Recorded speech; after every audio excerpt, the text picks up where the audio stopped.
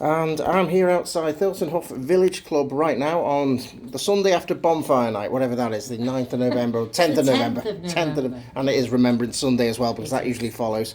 And I'm on this show. I didn't even know it was going on until last minute as well. And you've played a part in Brookside, haven't you, over at sort of... What's interesting is the part that you played in Brookside has just aired on STV Player now. So you're called Pauline Daniels? I am, and I played Maria Benson for quite a while when the Dixon family came in. Oh yeah, they came in 90, didn't they? And so I was in 1990 with Vince, because I knew Vince very well, Vince Earle.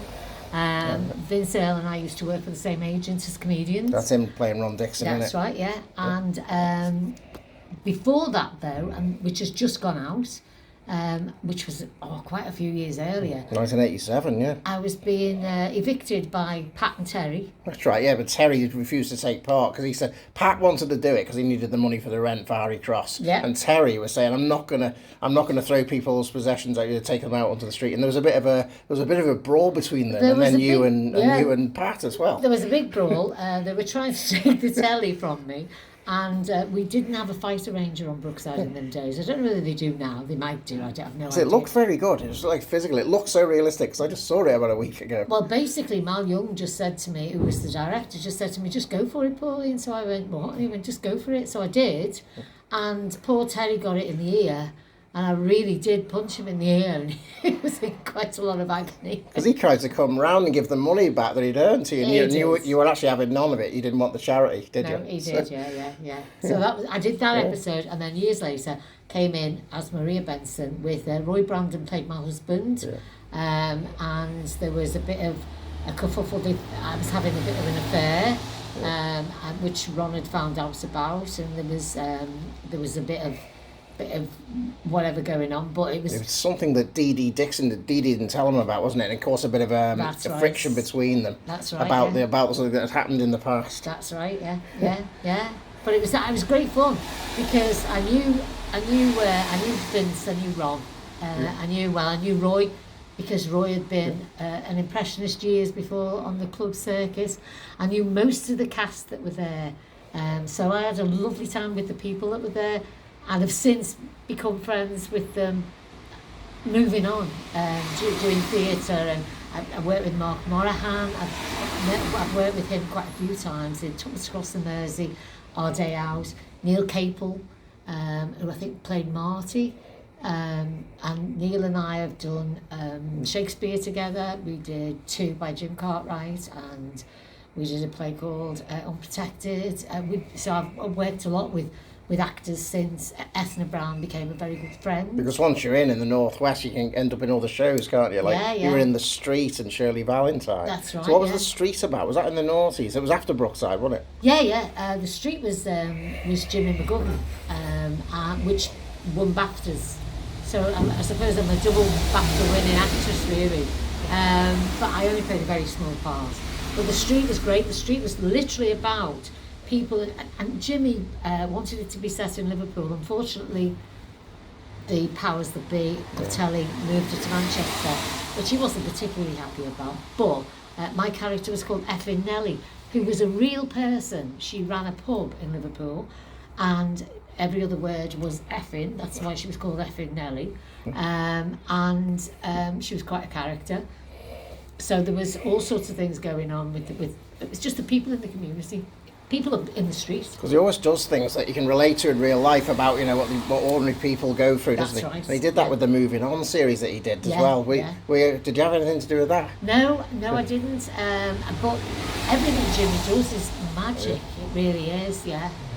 Yeah, because he was still writing in the 80s, wasn't it, when you were in Brookside? He was writing in Brookside. So how did you get to be involved in Morris Bestman was a great writer as well from Brookside as well. Oh yeah, I see that name on the credits quite a lot. As well as Frank Cottrell Boyce. Frank Cottrell Boyce is great as well. Great, and they've all gone on to do great things. Yeah, so how did you get into that in the first place, into acting and? Well, it was a bit of an accident really, because I was doing the clubs, and then, as I mentioned just before when I was on stage, I moved into the theatre.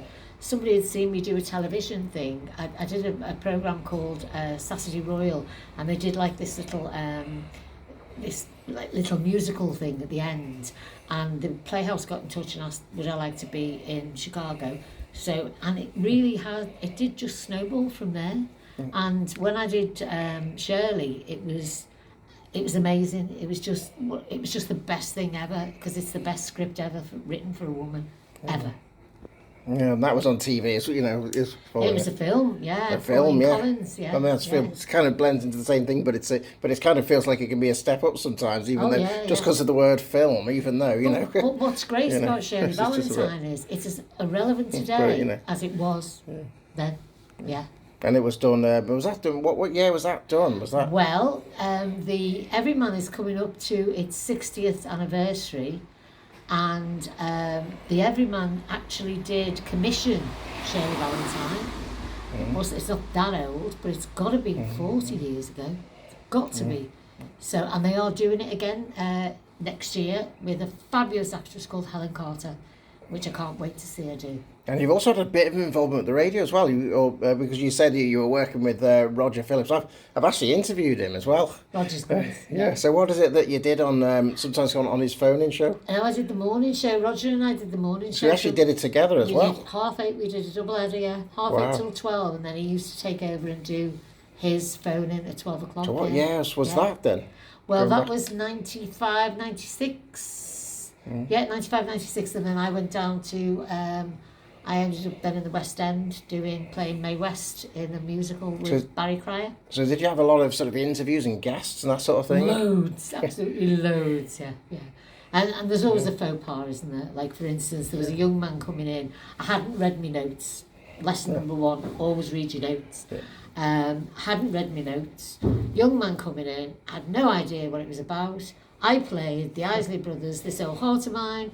Young man comes in, sits down. He's the youngest person to have a heart transplant. Oh, right, yes, it's good. You must get something like that, don't you? Certain things that were there, synchronicities that you don't want. Those things happen, yeah. But yeah, that was another great period. Yeah, I really enjoyed that. And now you're doing stand-up, actually going around. Do you go around Liverpool, and all that? All over the world.